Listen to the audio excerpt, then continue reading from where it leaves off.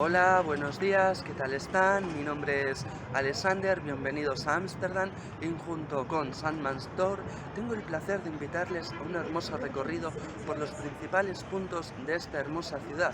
Quién sabe, esas pequeñas historias, esos pequeños detalles que hoy tendremos el gusto de hacerles saber. Bueno, pues nos encontramos aquí en lo que viene a ser Ámsterdam. En esta zona, hace 3 milenios, todo esto eran turbas, eran ciénagas, y nos encontramos justamente frente al río Amstel. Y es que el río Amstel en aquellos años no era el pequeño riachuelo que conocemos hoy. Y por supuesto, Ámsterdam no tenía los canales que hoy conocemos, por ejemplo el Herengracht, Pilsengracht, Singrengracht, etcétera, etcétera. No, sino que el río Amstel, cuya palabra es Ams, río, y tel, orilla, o sea, a la orilla del río, era un pequeño riachuelo, por así decirlo.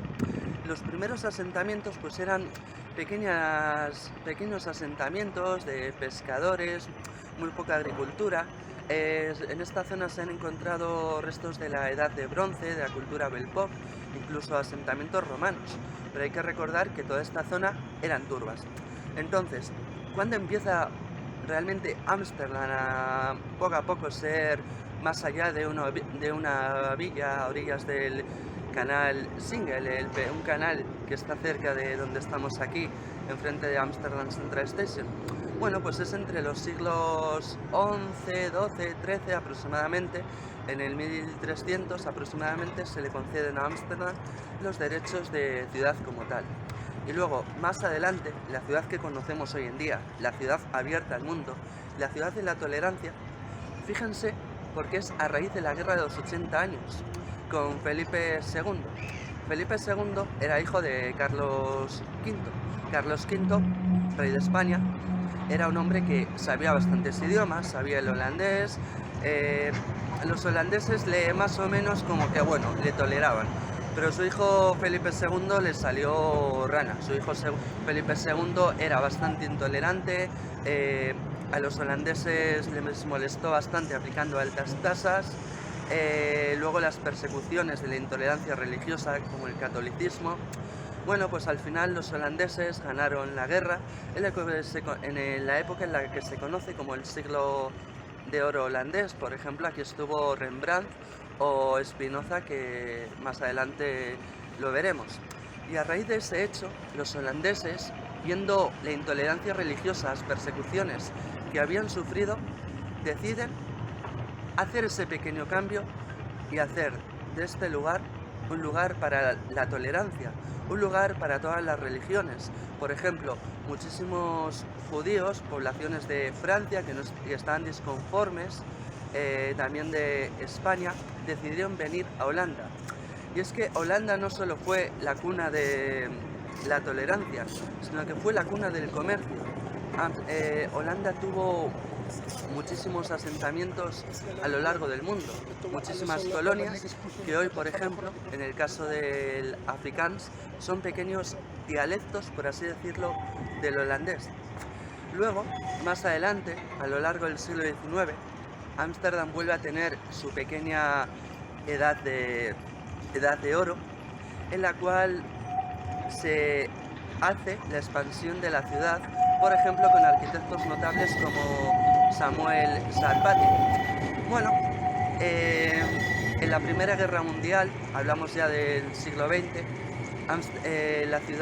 Holanda, perdón, y Ámsterdam, por supuesto, será neutral, pero será en la Segunda Guerra Mundial, y es donde será el siguiente paso del tour, en donde los alemanes decidirán invadir Holanda, y los holandeses, pensando que, bueno, que los alemanes, con su tontería de pensar que los holandeses son consanguíneos racialmente, pues dirán, bueno, venga, les vamos a dejar pasar hasta la línea Maginot en Francia. Pero claro, no se lo esperaban. Opondrán pequeñas resistencias, tratan de inundar Holanda vanamente, porque bueno, pues la briqueza alemana pues era lo que era en aquella época y ellos no estaban preparados. Pero lo más triste, y en esta zona, por ejemplo, lo más triste será los campos de concentración, en la cual muchísimos holandeses serán perseguidos. De 100.000 judíos, y eso lo abordaremos más adelante, 10.000 judíos en Holanda, en Ámsterdam entre 60.000 y 80.000, apenas quedarán 5.000. El pueblo holandés se verá sometido a hambrunas completamente, e incluso el día, fíjense, el día de la victoria, creo que es el 5 de mayo, incluso en ese día ya, con la guerra terminada, incluso aún así, seguirá habiendo pequeños disparos. Por ejemplo, en esta zona, la gente salió a celebrarlo ese día y resistencias alemanas se pusieron a disparar a la gente. Pero bueno, es la historia de Holanda, la que conocemos hasta nuestros días, y por lo tanto, pues vamos a continuar en el siguiente paso, que es el monumento a la victoria en la hermosa plaza de Dam Square.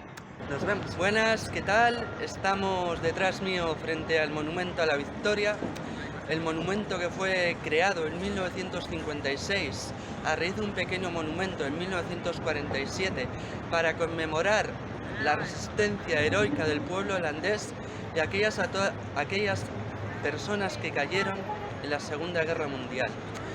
Me voy a apartar un poquito para que lo puedan ver. Este monumento mide unos 22 metros de alto y, si se pueden fijar, las diferentes esculturas vienen a representar, por una parte, el esfuerzo intelectual y, por otra parte, la resistencia de la clase trabajadora. Un poquito más abajo, de la mujer que está sosteniendo al niño, que simboliza la esperanza, se puede ver al pueblo holandés sometido y queriéndose liberar. Bien, detrás de la escultura hay un pequeño muro semicircular con 11 vasijas, y es verdad que contienen tierra de los diferentes campos de concentración que por desgracia hubo. Bien, la historia de este monumento continúa en los años 60-70, cuando las generaciones Beatnik, o más bien conocido como la contracultura, y es que pueden buscarlo, hay fotografías de aquellos años de los hippies durmiendo aquí. Qué bueno que convenientemente fueron desalojados y yéndose a dormir al Bondel Park. Bueno, pues nos vemos en el siguiente punto, que es frente al Royal Palace. Pues nos encontramos aquí en la plaza Dam Square, y detrás mío tenemos un 3x1, 3 elementos en un mismo plano. Por una parte tenemos el Royal Palace, que fue edificado a raíz de los planos de Jacob van Campen en el siglo XVII, un palacio que se construyó pues para ser el centro de gobierno de toda la ciudad, de estilo austero, para dar a entender a toda la gente que era como el palacio del pueblo, de estilo propio del clasicismo holandés, que se inspira bastante en los altos y magníficos monumentos romanos, dando a creer a quienes gobernaban que, y es verdad, pues parecían cónsules romanos. Bueno, la verdad es que es un palacio inmenso, que es tan magnífico, que tiende a disminuir la atención sobre las hermosas esculturas que tenemos arriba, que vienen a representar los valores de la justicia. Luego, detrás mío, ahí al fondo, si lo pueden apreciar, tenemos la New Kerk, la nueva iglesia que fue construida alrededor del siglo XIV aproximadamente, en sustitución de la antigua iglesia, la Oude Kerk, pues porque era bastante pequeña y se encontraba en la zona de Wallen. Entonces, a raíz del permiso del obispo de Utrecht, se decidió construir esta hermosa iglesia de aires góticos, mezclando otros estilos de las corrientes del momento. Bueno, decir que esta iglesia tiene una historia, se quemó en varias ocasiones, llegando incluso a estar semidestruida. Y fue en el siglo XIX cuando los elementos que vemos, que no son góticos, sino que son neogóticos, observando la forma de la torre y la forma de los portones, esos elementos fueron añadidos, como hemos citado, en el siglo XIX. Y luego, otro elemento muy importante, que es el elemento que junto a los 100 kilómetros navegables de Ámsterdam, los carriles bici, Es un elemento que muchas veces pasa desapercibido, pero que sin embargo da unos paseos preciosos por las noches. Y hablamos en este caso de las farolas. Pero estas farolas que tengo, hay tres por delante del Royal Palace y otras tres por detrás. Estas farolas son especiales porque estas farolas se construyeron especialmente para estar dentro de este edificio en la celebración de la coronación del pobre rey William II, que bueno, en 1947 aproximadamente, pues le pasó lo que le pasó al pobre hombre. Entonces, estas farolas, tras esa fatídica coronación, fueron destinadas a estar fuera. Como hemos dicho, tres por delante, tres por detrás. Bueno, decir que la ciudad de Holanda se encargó del suministro del gas hasta que a finales del siglo XIX, principios de los años 20, pues ya con la implementación de la electricidad pues se decidió cambiar un poco el sistema de iluminación. Bueno, hay que decir dos cosas. La corona que podemos ver no es la corona como tal, entendemos, de Holanda, de su símbolo, sino que es una corona ordinaria. Pero también es llamativo el detalle de los leones. El detalle de los leones, como hemos dicho antes, en el Monumento de la Victoria, representan al pueblo holandés, el país como tal, son símbolos. Bueno, pues nos vemos en la siguiente parada, que es en los hermosos canales y en las hermosas casas flotantes. ¿Quién no quería vivir en una? Aunque es un poco caro. Pues nos encontramos aquí en el canal Herengracht, el canal de los patricios, que junto al canal Prinsengracht, el canal de los príncipes, o junto al canal Keisergracht, el canal de los emperadores, y por último el canal Singelgracht, no confundirse con el canal, el Singel, que era el que amurallaba, fortificaba Ámsterdam entre los siglos XII y XIII. Más bien, el propósito de este canal, Singelgracht, era justamente ese, conectar con el río Amstel y ser de pequeña fortificación. Bien, estos canales fueron construidos en lo que se conoce en la Edad de Oro holandesa entre los siglos XVI y XVII. Pero no solo los canales con los 10 kilómetros navegables son el principal elemento de Ámsterdam, sino también sus famosas casas flotantes que habrán oído hablar pues, en las guías turísticas, en la televisión, etcétera, etcétera. Y es que las casas flotantes que solemos ver, junto también con estructuras de hormigón que sirven para cimentar futuras casas en el río justamente, las casas flotantes nacieron justamente de cuando los comerciantes que navegaban por estos canales, ellos vivían en esos barcos, vivían en condiciones un poco regulares junto con sus familias. Hay que imaginarse la humedad, el moho, el frío, las rudimentarias calefacciones que usaban. Bueno, pues estas personas cuando se jubilaban decían, ¿por qué no? Vamos a continuar viviendo en las casas. Bueno, pues luego, sobre los años 50,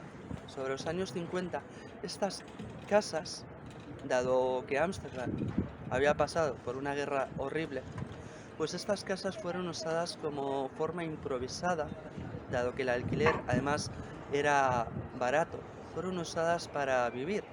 Y poco a poco, durante los años 60, 70, los avances, pues de pasar a ser simples barcas sobre la orilla del río, empezaron a ser cada vez más casas enormes casas. El problema es que estas casas, la gente, pues todos los desechos, nos podemos imaginar, terminaron en el río. Y fue justamente en el año 2005 aproximadamente cuando se instauró una normativa de que todas las casas flotantes, el desagüe, estuvieran conectadas al alcantarillado. Es muy importante y es muy bello porque eso nos da una visión diferente de lo que es Ámsterdam. Y es que Ámsterdam, y no solo Holanda, se caracteriza por ser un país en el que todos los elementos siempre son usados. Desde luego, los holandeses, en cuanto a extraer recursos, son muy buenos en ello. Bueno, pues nos vamos a ver en el siguiente paso, que es el convento de las beguinas, el Begijnhof. Nos vemos. Pues estamos aquí, hablamos en bajito para no molestar, en el Begijnhof, o conocido como su propio nombre indica, el monasterio de las Beguinas, construido en el siglo XIV. Este lugar estaba rodeado de agua con una única entrada por la que hemos accedido, que es el Beginslot, o más bien conocido como el Callejón de las Beguinas. Bueno, pues si se pueden fijar, detrás mío hay una de las pocas casas de madera que hay en Ámsterdam. En concreto hay dos, aunque en Holanda hay más casas. Nos podemos fijar en sus ventanas, en su color negro y en cómo, por así decirlo, su sobriedad ornamental. Bueno, detrás mío está Cornelia de Arens, que fue una famosa monja beguina, que es muy curioso lo que voy a contar. Esta monja consideraba que habían profanado la iglesia presbiteriana, la capilla. Entonces, su último deseo fue ser enterrada fuera, en la cuneta.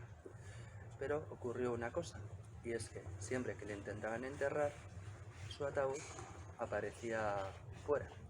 Entonces, finalmente, ante este milagro, decidieron enterrarla fuera.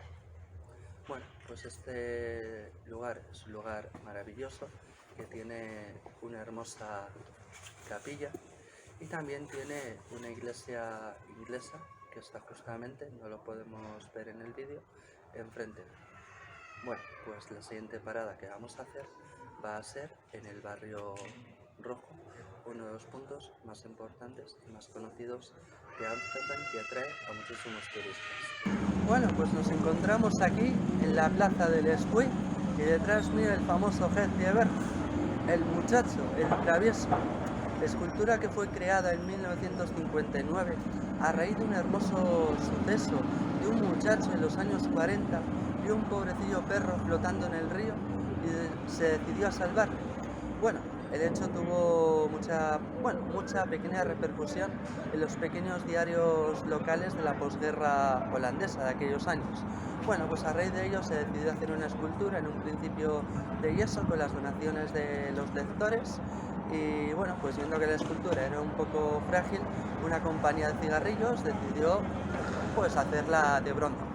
Bueno, hoy la escultura se encuentra decorada con hermosas historias de amor, hermosas cartas personales, particulares, que los holandeses o la gente que quiera, pues puede darle un nuevo significado a esta estatua. Y es que esta estatua se encuentra en el cuadrado del Spui. El Spui es spou, que es un verbo que significa descarga de agua bloqueable. Hasta el año 1420, en aquellos años, era el canal Singel, como dijimos antes, no confundir con el canal Singelgracht, que es posterior al siglo de oro holandés. El canal Singel rodeaba lo que era, pues en forma de herradura, la ciudad de Ámsterdam, y esta zona pues era una zona de agua, como hemos dicho, descarga de agua bloqueable. Pero fue en el siglo XIX, cuando finalmente se decidió vaciarla y hacer la plaza en la que hoy estamos. Plaza que es muy conocida no solo por las librerías de libros de segunda mano, sino por el mercado que se suele organizar de lunes a viernes, incluso festivos. No solo un mercadillo de libros, sino bueno, un mercado de todo tipo, tanto mercado de arte precioso, mercado de vinilos de música. Bueno, lo que le hacen a esta plaza ser uno de los centros culturales más importantes y también más bonitos de la ciudad de Ámsterdam. Bueno, detrás mío, más allá, tenemos el Berginghof, que es al que vamos a ir ahora y contaremos un pequeño detalle, un milagro que seguro que a más de uno no se le olvidará. Nos vemos. Pues nos encontramos aquí en una de las tantas calles tan concurridas del barrio Rojo. Detrás mío, la iglesia valona, o conocida como la iglesia francesa, edificada sobre un antiguo monasterio católico romano sobre el siglo XV, sobre el siglo XVI aproximadamente. Y es que esta iglesia se caracteriza por tener uno de los órganos más bonitos de Ámsterdam y por una de esas pequeñas historias de tantas que hay en Ámsterdam. Y es que sí, justamente en el año 1755, cosas que a todos nos pasan, bueno, a unos y a otros. Un panadero, el asistente de panadero, estaba enamorada de la hija de un comerciante. El caso es que el comerciante fue a pedir ayuda al vicario de la iglesia. Oye, intercede a ver que este hombre se aleje, que yo no quiero que se case con mi hija. Bueno, pues el asistente de panadero estaba tan cabreado que un día cogió pues una escopeta o un fusil de chispa de aquellos años y fue directamente a por el vicario en medio de la iglesia a disparar. Bueno, menos mal, el vicario sobrevivió, tuvo algunos rasguños, pero del susto de los disparos se cayó por las escaleras de la iglesia. Se pueden imaginar a un hombre, que voy a por ti, el otro pobre hombre asustándose. Bueno, menos mal que sobrevivió y el otro hombre fue a la cárcel durante unos cuantos, o más bien bastantes años. Bueno, uno de los elementos por los que estamos aquí y que me pueden interesar más son las 3 X que podemos ver en el escudo de esta iglesia, y es que es el escudo de Holanda, uno de los escudos más rudos que podemos encontrar en palabras de algunas personas, y es que se caracteriza por las 3 X. Sí, 3 X. Bueno, pues, ¿qué significan las 3 X? Bueno, uno podría pensar en ciertas cosas, ya que estamos en el barrio rojo. Podríamos pensar sobre las 3 copas de la Liga de Argentina, por ejemplo. Pero sin embargo, lo que viene las teorías más próximas a las 3 X pueden ser las 3 cruces de San Andrés, que vienen a representar fortaleza, valentía y compasión. San Andrés fue un mártir apostólico que fue crucificado. Otras teorías también dicen, más próximas a la realidad, dicen que era el emblema de la familia Persing. Sí, la familia Persing era dueña de estos territorios en Ámsterdam en el siglo XIII, así como de los territorios de New Amstel y Ouder Amstel, por ejemplo. Estas son las teorías más próximas acerca del escudo. Bueno, pues nos vemos en el siguiente punto. Nos encontramos aquí en la Plaza Zuikorf. Antaño era uno de esos tantos barrios judíos en los cuales la gente pues hacía sus quehaceres. Los mercaderes comerciaban, las familias, los niños iban a la escuela, hasta que de pronto, un día, todo eso, durante la ocupación alemana, todo eso cambió.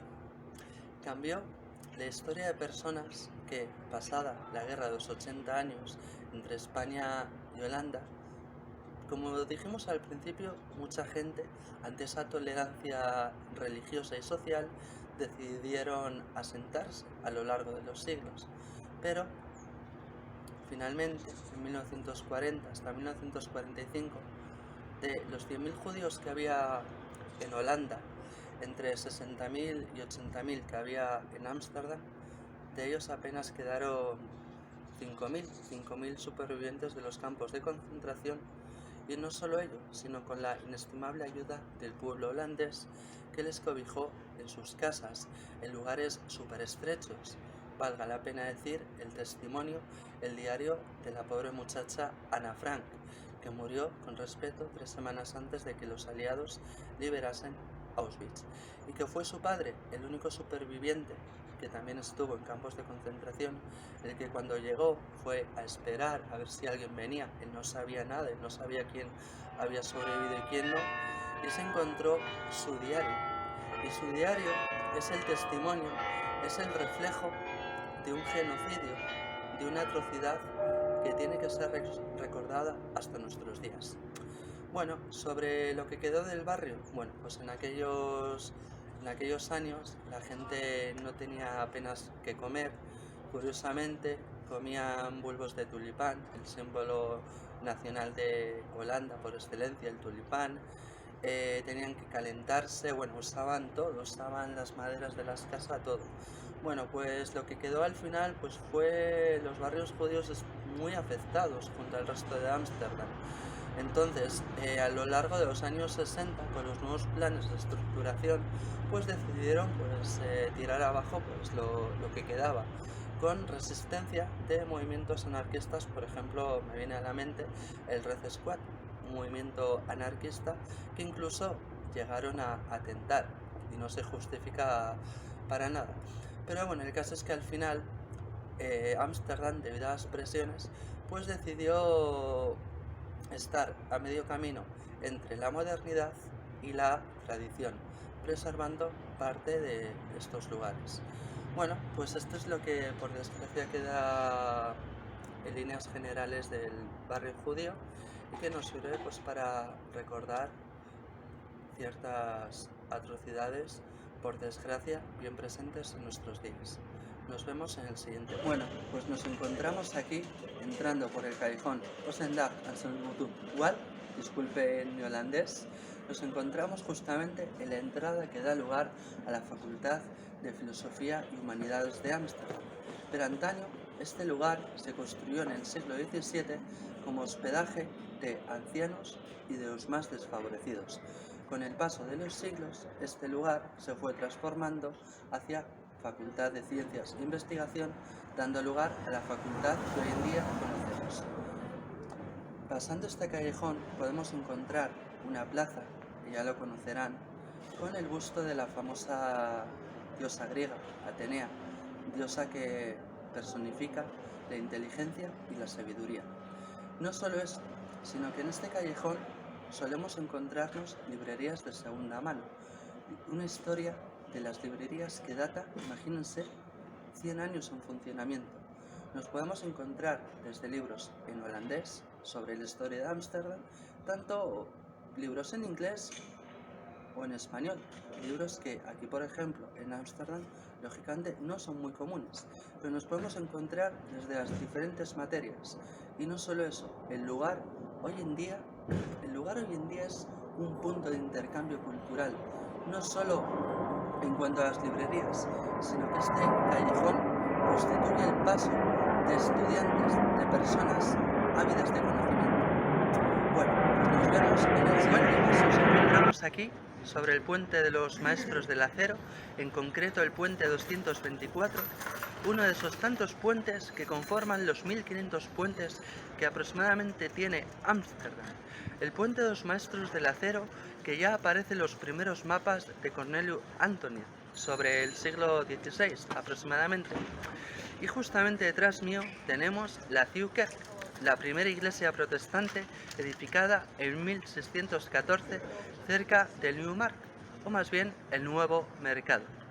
Fíjense, porque estamos en la historia, somos parte de un cuadro, el cuadro que el famoso pintor francés Claude Monet inmortalizó. ¿Lo pueden ver?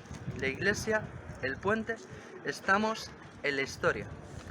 Pero vamos más allá, y es que la historia de este puente se podría decir que es peculiar, porque el puente 224 ha estado en muchas ocasiones a punto de ser destruido.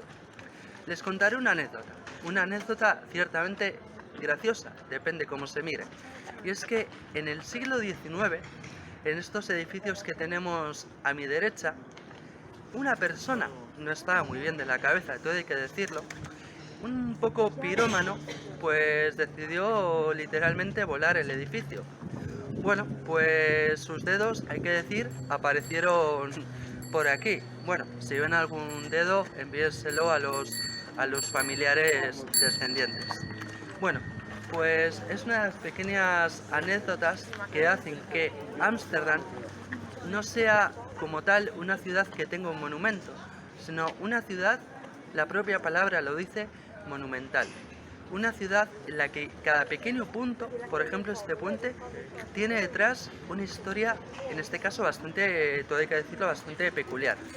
Bueno, por último podemos decir que aquí la gente suele candar, por ejemplo también en Italia ocurre, con candar y sellar su amor. Hay que decirlo que cada X tiempo, cierto tiempo, pues se limpia de candados por la estructura tan frágil del puente que en muchas ocasiones pues ha tenido que ser remodelado. Bueno, pues nos vemos ya en el último punto, en el monumento al famoso filósofo de la tolerancia, bueno, Spinoza. Pues para terminar el tour nos encontramos aquí, detrás mío, con la estatua de Benedictus Spinoza, filósofo del siglo XVI, que tiene la siguiente frase que está en el pedestal, y es que el propósito del Estado tiene que ser garantizar la tolerancia.